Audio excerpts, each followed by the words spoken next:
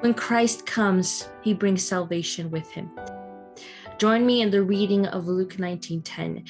The Son of Man came to seek and to save the lost. Now, before Jesus says the statement, the Pharisees asked this very question to Jesus: when will the kingdom of God come?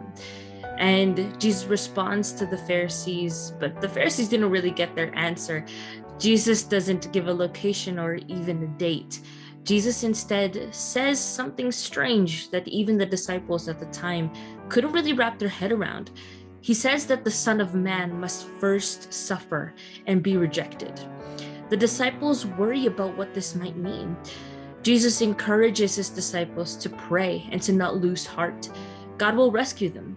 But Jesus then wonders aloud, nevertheless, when the Son of Man comes, will he find faith on earth?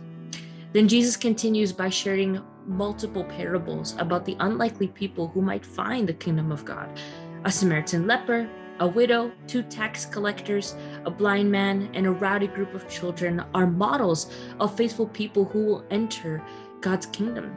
But the character most like the Pharisees, a rich, moral young ruler, chooses money over following Jesus. The point is simple. Faithfulness is not found where Pharisees expect. And we meet a rich tax collector named Zacchaeus, who desired more than anything else in this world is to see Jesus.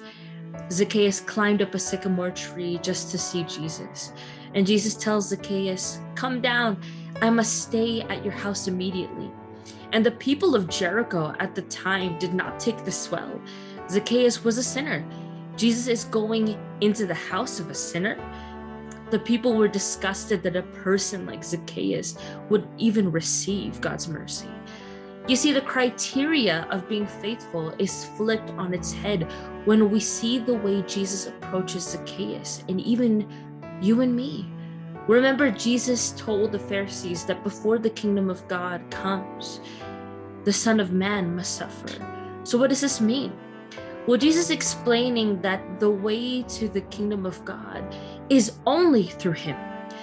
You see, God sent his only Son to die for a sinful world, yes, even those who were faithless, so that those who humbly welcome him into their lives might be saved. So if Jesus' goal was to seek and save the lost, meaning those who are definitely deserving of punishment that Jesus himself took on the cross, then the most appropriate response is faith. An authentic faith that acknowledges that we are incapable of living without God in full control of our lives.